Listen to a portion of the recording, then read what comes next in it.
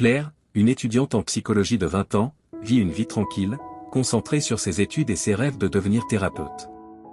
Elle est brillante et pleine de vie, toujours prête à aider les autres. Un jour, lors d'une conférence universitaire, elle rencontre Julien, un homme mystérieux dans la trentaine, qui travaille comme consultant en criminologie.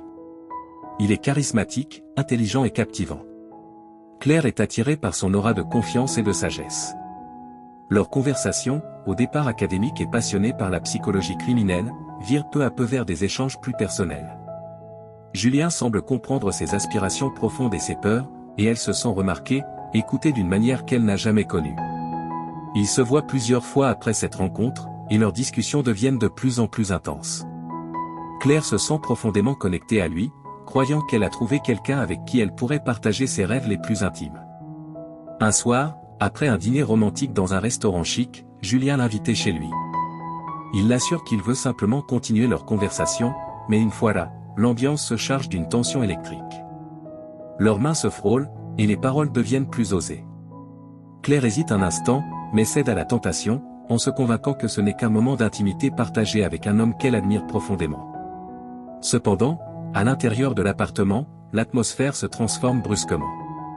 Julien devient possessif, ses gestes deviennent plus insistants, et son regard, autrefois admiratif, se teinte de quelque chose de plus sombre. Claire se sent soudainement en danger, mais elle est confuse, ne pouvant comprendre comment ce même homme qui l'a séduite avec ses paroles peut maintenant devenir un prédateur. Julien la maintient contre elle, lui murmurant des mots qui déshumanisent peu à peu cette relation naissante. C'est là qu'elle réalise avec horreur qu'il n'est pas l'homme charmant qu'il prétendait être, mais un prédateur sadique qui l'a manipulé, qui l'a observé, tout comme il l'a fait avec d'autres avant elle. En l'espace de quelques minutes, tout ce qu'elle pensait savoir de lui se transforme en un cauchemar. Elle lutte, mais il la maîtrise avec une force qui la laisse paralysée, incapable de se défendre. L'expérience devient rapidement une lutte désespérée pour sa vie et son autonomie, et chaque mouvement devient plus douloureux. Le visage de Julien, un masque d'extase morbide, reste gravé dans sa mémoire comme un fantôme que rien ne pourra effacer. Après l'agression, Claire se retrouve seule, abandonnée dans cet appartement froid, bouleversée et traumatisée. L'horreur de ce qu'elle vient de vivre se mélange avec la confusion, car au fond, elle n'arrive pas à se défaire de l'idée qu'elle aurait pu être aimée, qu'elle aurait pu être assez pour lui. Au-delà de la souffrance physique, c'est cette dégradation de l'amour qu'elle ressent profondément, cette brisure de confiance qui la dévore. L'enquête est lancée, mais au fur et à mesure que l'inspecteur Lemoine suit les indices, il découvre que Julien n'est pas un simple consultant en criminologie. C'est un prédateur de la pire espèce, avec un passé sombre qu'il a soigneusement caché. Chaque victime, chaque rencontre qu'il a eue avant Claire ressemble à un schéma soigneusement orchestré pour manipuler, abuser et briser des femmes. Mais l'inspecteur ne peut s'empêcher de ressentir une étrange attirance envers Claire, cette jeune femme brisée, qui, paradoxalement, semble avoir trouvé une forme de rédemption en lui racontant son histoire. Mais est-ce seulement de l'empathie ou quelque chose de plus troublant qui le pousse à se rapprocher de la victime? Au fur et à mesure que l'enquête progresse, Lemoine se retrouve à douter de ses convictions. Il est perturbé par la beauté tragique de Claire, par la façon dont elle raconte son histoire. Ses sentiments deviennent conflictuels, tiraillés entre sa mission et un désir croissant de la protéger d'une vérité qui pourrait la détruire encore plus profondément. Claire, de son côté, commence à s'accrocher à Lemoine, peut-être en quête d'une forme de réconfort, ou peut-être d'une fuite face à la brutalité de son propre passé. Lorsque la vérité éclate enfin et que Julien est arrêté, un ultime dénouement bouleverse tout. Claire se rend compte qu'elle a été manipulée non seulement par Julien, mais aussi par son propre cœur. Lemoine, l'inspecteur qu'elle a fini par admirer, se révèle être un homme torturé par son passé. Au-delà de la justice qu'elle attendait, Claire se rend compte qu'elle n'a pas seulement perdu son innocence, mais aussi sa vision du monde et de l'amour.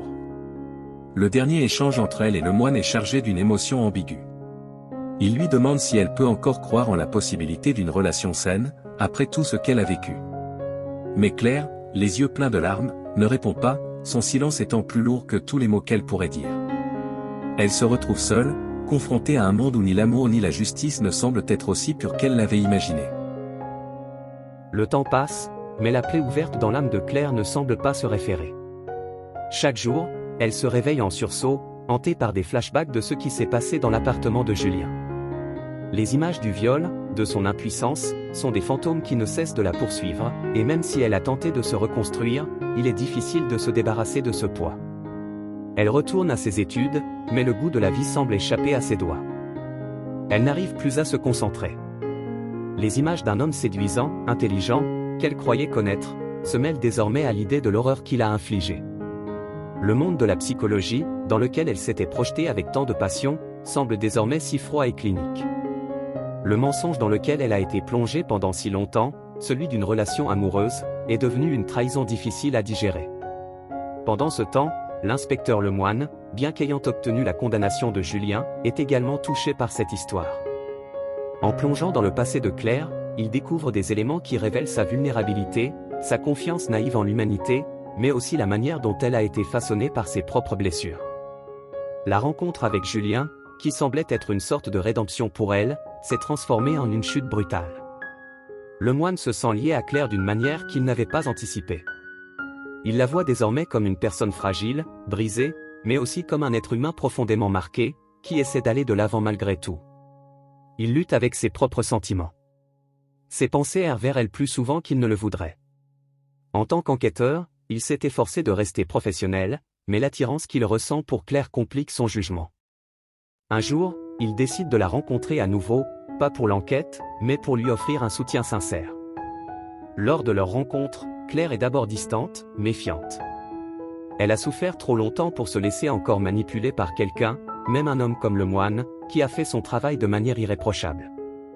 Mais Lemoine, dans un geste imprévu, lui confie qu'il porte aussi les cicatrices de son passé, qu'il est hanté par les erreurs qu'il a commises en tant qu'homme et en tant qu'enquêteur. Il lui parle de son propre traumatisme, de la perte d'un être cher dans des circonstances similaires, ce qui l'a poussé à choisir ce métier. C'est cette confession de vulnérabilité qui brise enfin la barrière entre eux. Claire ne peut s'empêcher de ressentir de la compassion pour lui, même si une part d'elle se rebelle encore. Elle accepte de lui accorder sa confiance, à petite dose. Au fur et à mesure de leurs échanges, une complicité étrange se développe entre eux. Claire commence à voir en Lemoine un homme blessé, quelqu'un qui, comme elle, cherche à se reconstruire. Mais cette relation, déjà complexe, prend une tournure inattendue lorsque Claire réalise qu'elle commence à ressentir des choses pour lui. Elle est partagée entre la peur de revivre la même souffrance qu'elle a vécue avec Julien, et le désir d'être aimée, protégée. Elle se rend compte qu'elle n'a jamais arrêté de vouloir cette affection, même si la violence l'a marquée au plus profond de son être. Mais comment aimer quelqu'un après avoir été trahi de cette manière ? Lemoine, de son côté, se trouve lui aussi dans une position difficile. Il est pris dans un tourbillon de sentiments contradictoires. D'un côté, il ressent un profond respect et une attitude pour Claire. Il la voit comme une femme forte, qui tente de surmonter son passé, mais d'un autre côté, il est conscient que son rôle en tant qu'enquêteur pourrait devenir une barrière insurmontable. Peut-il se permettre d'envisager une relation avec elle ?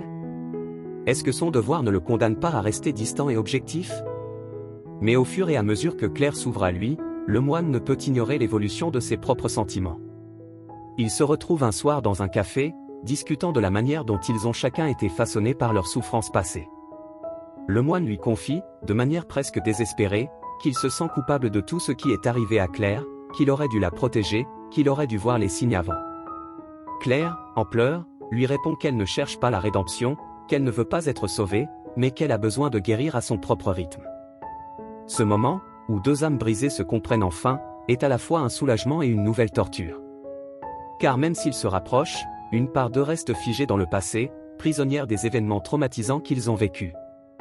Le point culminant de cette relation naissante arrive lorsque Lemoine découvre que Julien, malgré sa condamnation, un groupe de partisans qui vénèrent ses idées, qui le voient comme une figure presque mythologique, un homme qui a subi des injustices et qui, selon eux, mérite la réhabilitation. Claire, ayant connu ces partisans, se retrouve prise dans un tourbillon de menaces et de pression psychologique. Julien, de son côté, semble vouloir récupérer ce qu'il considère comme sa propriété, Claire. Lemoine et Claire sont désormais dans une lutte contre le temps, mais aussi contre des forces invisibles, des fantasmes et des idéologies qui se dressent contre elle. Le final de cette histoire est une confrontation violente.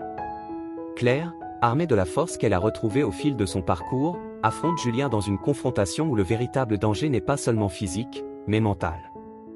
Elle se rend compte, à ce moment-là, qu'elle est plus forte qu'elle ne l'avait cru. Après la confrontation, alors qu'elle se retrouve seule face à ses démons, elle se tourne vers Lemoine, mais cette fois, elle ne cherche plus une relation, mais la possibilité de continuer son chemin, seule, sans l'ombre de son passé. Qui la hante. La dernière scène se termine sur un choix décisif. Claire doit décider si elle veut ou non poursuivre une relation avec le moine, ou si elle préfère avancer seule, guérissant à son propre rythme, loin de l'ombre des hommes qui ont brisé sa vie. Après tout ce que Claire a vécu, et tout ce qu'elle a surmonté, mérite-t-elle encore de chercher l'amour? Peut-on vraiment être guéri après une telle expérience, ou l'âme reste-t-elle à jamais marquée?